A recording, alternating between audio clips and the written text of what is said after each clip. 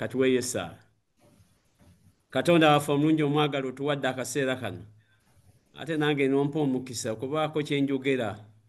Nsaba gooba okwata ku ddoboozi lyange, ebigambo biteeke ku lulimi lwange, erinnya lyo ligumizibwe lyobwa ekitiibwa, kubanga tusabye mu linnya eddungi erya Yesu Kristo mukama waffe. Amiina.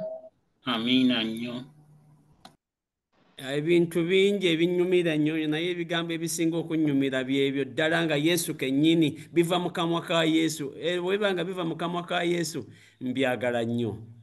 Maama ayanjudde weebale nnyo kubanga omutwe gwaffe gugamba muli bategeerera ku bibala byabwe. As simple as that.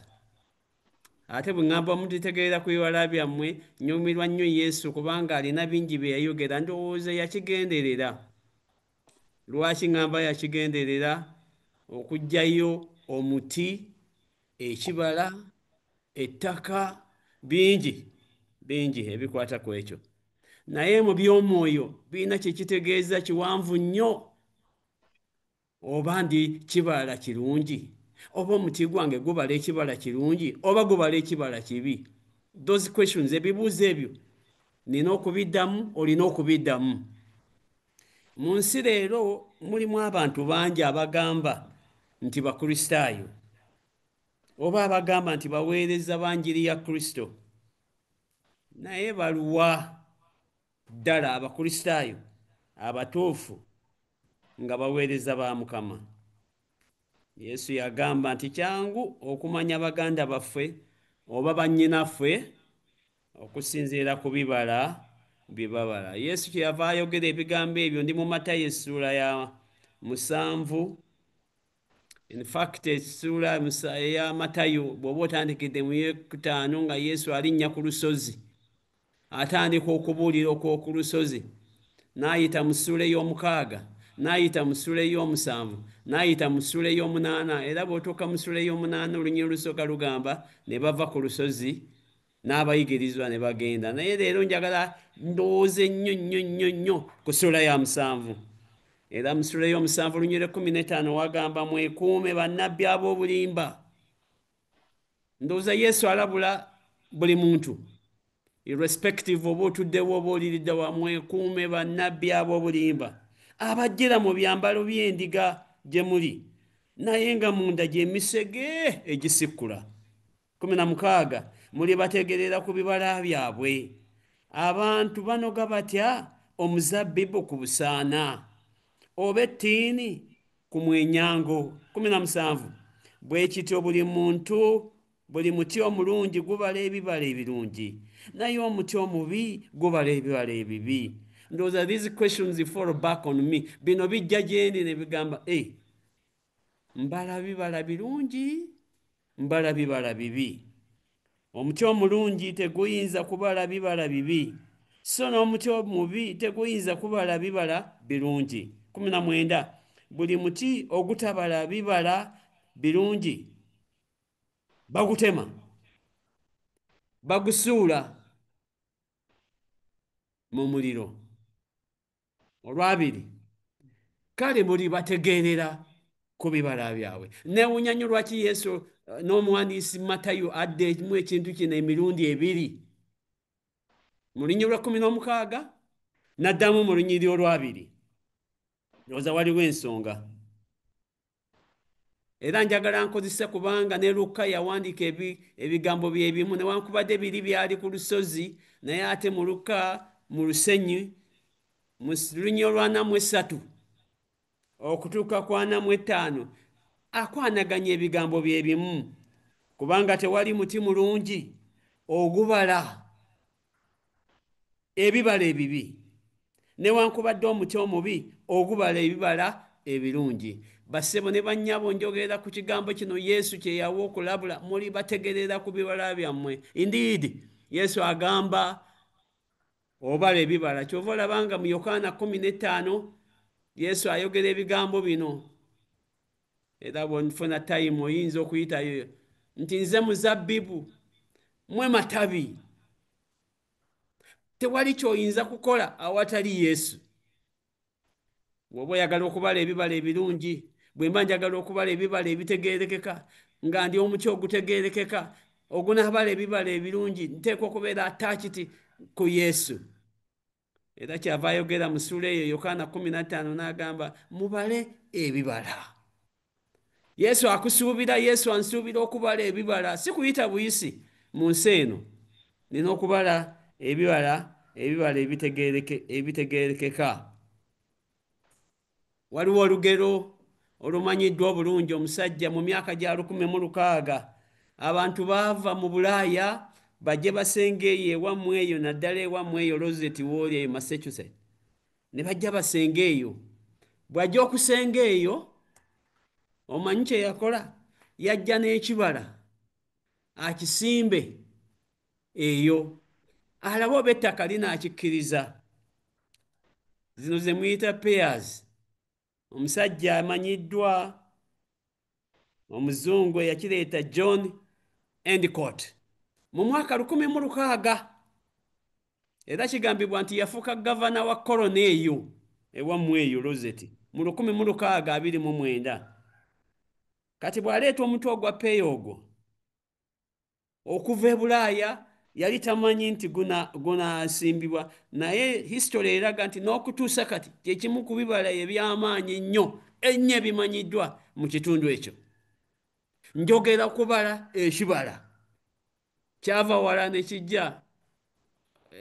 Nnyinza okubaayo ne ka history katonotono. Nange naliko owa Rosette eyo n'agenda atuwa amalagala, mukyala wange n'amuwa amalagala, naye n'okutuusa kati sirabangako mu mmonde guvaako ne ŋŋamba nti oba natawaanira ki. Njogera ku bibala. Yesu ayogera n'agamba nti omuti ogutabeera bubala ali lwedde okugutemawo. Mu Mako kyava ayita ku mutiini n'agulengera, n'ayagala anogeko, gutojjedde gwonna bwe guti okutuukako nga tekuli bibala. Kinakuwaza, kisaaliza. Bayibuli egamba n'agukolimira. Temuyinza kwerabira ebigambo ebirala Yesu bye yayogera ku musizi. Yawa sitoola empanvu nnyo ku musizi eyasiga ensigo ne zigwa mu maggwa, ne zigwa ku lwazi, ne zigwa ku ttaka eddungi. Ezimu ne ziriibwa, endala ne zimera ne zikala, eddala ne zigwa ku ttaka eddungi. Naye ayogera ku ezo ezaagwa ku ttaka eddungi. Njagala kwanaganya lwaki Yesu yalondoola ebintu bino mu ngeri ez'enjawulo ng'ayogera bwe guteekwa okubala ebibala, nti omusizi bwe yasiga ezaagwa mu maggwa ne zimiribwa, ezaagwa ku lwazi zaagezaako okumera naye tezaagenda wala nnyo kubanga tezaasobola kubeerera. Naye Yesu annyonnyola ebigambo bino ebikwata ku nsigo zino nti zivaamu ekintu ekirungi bwe yayogera ku ezo ezaagwa ku ttaka eddungi. Njagala kubuuza, kyetuvudde tuyimba oluyimba era ekitundu ekisooka kirimu ebigamba nti nkwagala Yesu mulokozi wange, Katonda wange, oba nkwagala. Kino nkimanyi, okumanya nga nkimanyi, ebikolwa byange binkakasa. Ebikolwa byo indeed, ssebo nnyabo ampuliriza, oyinza okweyagala n'ogamba bikakasa obulungi bwa Yesu. Abantu baba birabako bwe bati, basobola okugamba okukikkiriza nti ddala kyenkola kyekyo, mpeereza okuweereza kwange, endabika yange. Ekivuma kiri kino Yesu yakyogera nti bwe gutabala ali lwedde okugutemawo. Era nange wange nina omuti gwange gwali mulungi nnyo, omuyembe, tegubala okumala ebbanga, era nagutemawo butemi. Temwerabira ebigambo bino Yesu bye yayogera. Ndowooza era Makko yabiwandiika n'agamba nti ebikolwa ebirungi biva mu tterekero eddungi.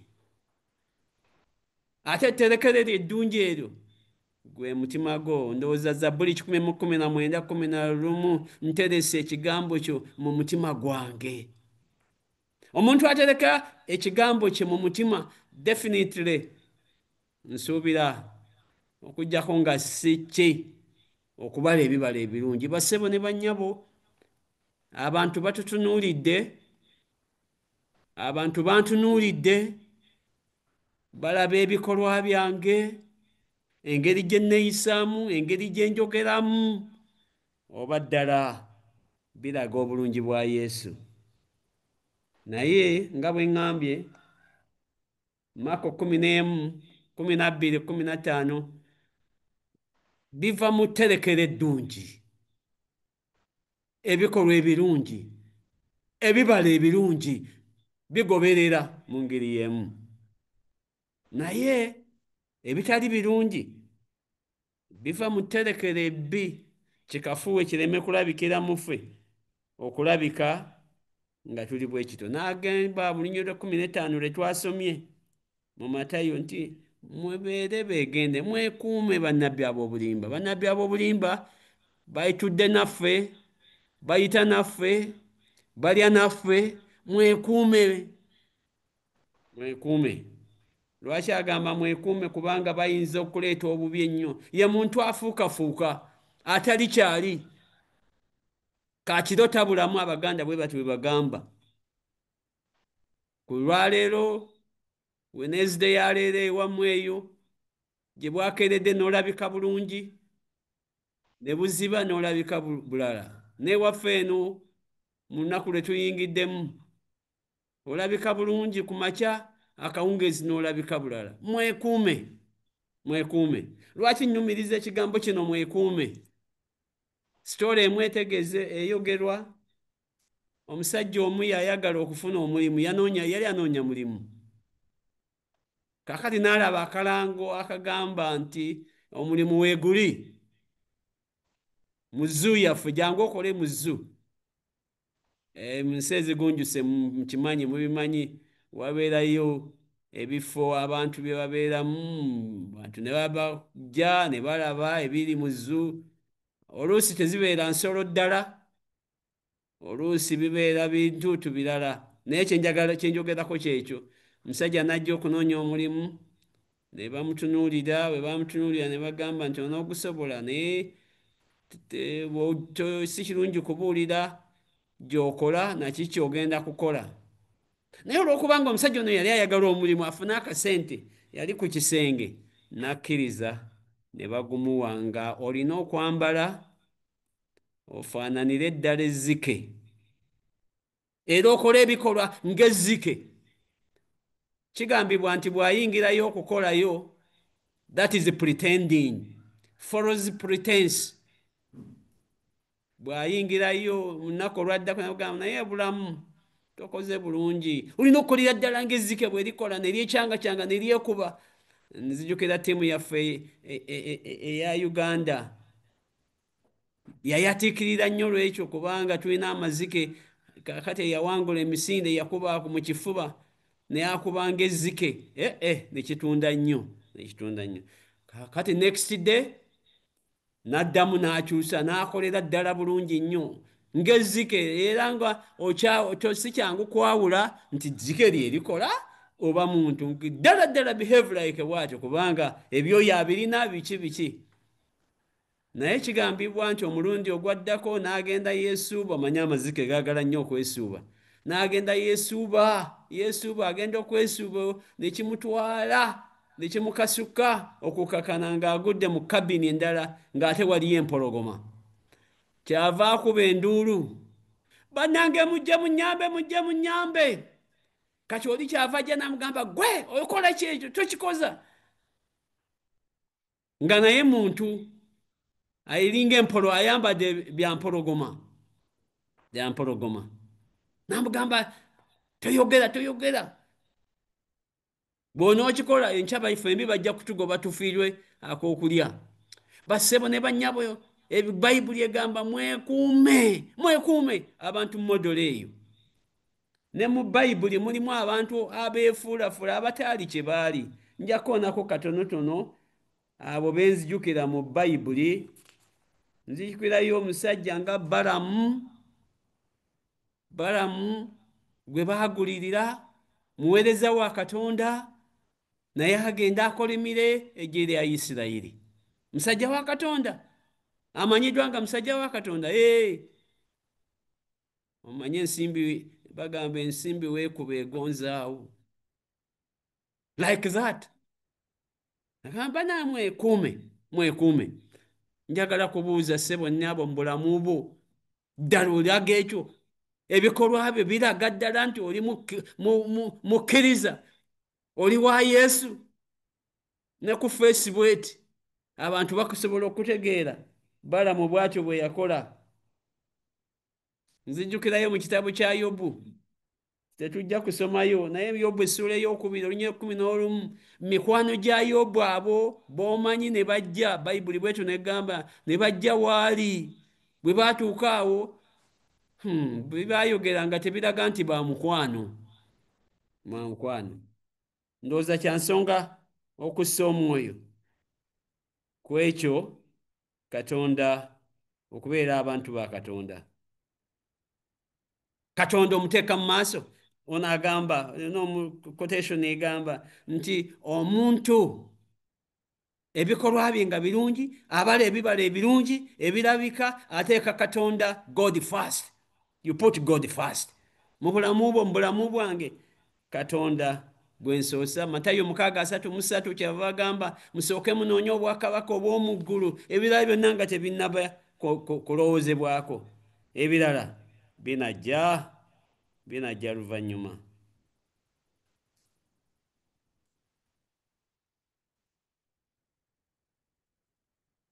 Twetaaga okubeera abeegendereza. Muli bategeerera ku bibala byo. Ate it is very simple. Toyinza kugenda ku muyembe onogeko omucungwa okuggyako nga waliwo ekikyamu. Toyinza kugenda ku mucungwa onoonyeeko ekibala ekirala, tekisoboka.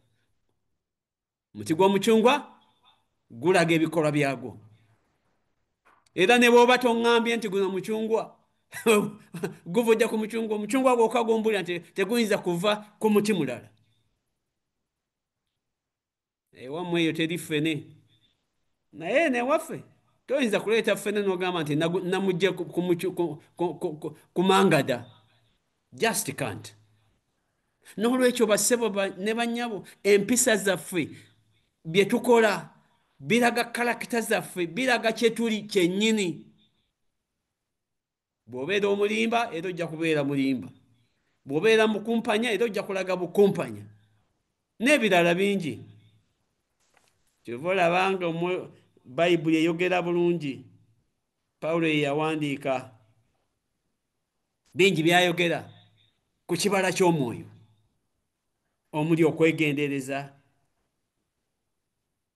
omuli obwetoowaze, omuli okwagala, essanyu, emirembe. Ebyo byonna bw'obizingira awamu kyava agamba ekibala ky'omwoyo kwagala. Lwe luyimba lwe tuyimbye nti Katonda nkwagala. Nsaba Mukama abannange atuwa omukisa olunaku olwaleero. Ekinyusi kibadde kigamba muli bategeerera ku bibala byabwe. Naye yagamba ono, omuntu omu yagamba nti ebintu bisatu by'olina okukola okukakasa ekyo nti n'ebibala byange byebyo ebivuddemu obulungi. Ekisooka, biri bisatu bye ŋŋwana okukola ebijja okulaga nti yes, yenze, era bwe bimbulamu nga byonna bigaanidde ddala. Ekisooka, buwulize, obedience. Nteekwa tubeera obedient eri Katonda. Ekyokubiri, nteekwa kusalawo, it's my responsibility. Buvunaanyizibwa bwange nga kiggundu waabwe okusalawo okubala ekibala ekirungi. It's your responsibility. Ate oteekwa okukikkiriza, discern it, kikkirize. Obedience, responsibility, discern, kikkirize mu bulamu bwo, mu bulamu bwange. Mulimu ebigambo oluusi ngenda ne mbirowooza ne ŋŋamba ddala era bwe mbulira bwempi ne sibyogerako mpulira nga nkibuusizza ebigambo ebyo Yesu yabyogera mu Yokaana 14 emitima gyammwe tegyeraliikirira mukkiriza Katonda nange munzikirize mu nnyumba ya kitange eriyo ebifo bingi bwe ndowooza ekyo kyokka n'aba n'agenda mu kifo ekyo ngenda neŋŋamba Kiggundu n'abeera omu ku bo aba n'agenda mu bifo ebyo byoteekateeka definitely nteekwa kuba nga mbala bibala birungi okugenda eyo not everybody si buli omu Yesu alina kayogera mu lunyiriri ndi mu Yokaana 14 lwenjogera nti singa tekiri bwe ekyo nandibagambye kwate mukwano nabakyogo Yesu gwakozesa to call to you singa tekiri bwe ekyo nandikugambye Beki singa tekiri bwe ekyo nandigambye Yesu yayogera ebigambo ebyo Rosette gwe nkumanyi nnyo Yesu agamba singa tekiri bwe ekyo what a love lwaki simulaga mukwano ddala ogubala ebibala ebirungi naye ngenda okubateekerateekera ebifo ndikomawo nate nembatwala eyo what a hope abanaagendayo bateekwa okuba nga mu bulamu buno obw'ensi empisa zaabwe kalakita zaabwe neeca yaabwe babaza ebibala ebirungi kyenva mbeegalira mikwano gyange abawugama tubale ebibala ebirungi today tomorrow tubale ebibala ebirungi today n'enkya abantu babirabe bakakase lak tomusange bala ebibala ebirungi mukwano gwange lak abantu babirabe basobola okubiraba and people can get convinced abantu bajja kubiraba bulabi bagambe nti ono mukazi wa Katonda ono omusajja wa Katonda ugama ya Katonda Mukama abawa omukisa okutuusa lwe tuliddamu okulabagana olwa bibategerera ku bibala byabwe bibala ki mikwano gyo bw'otuula nabo bemunyumya bye balaba from you bye balaba from me gabbanja ddene lyennina Mukama abawa omukisa Amina. Amina. Amina nnyo nnyo.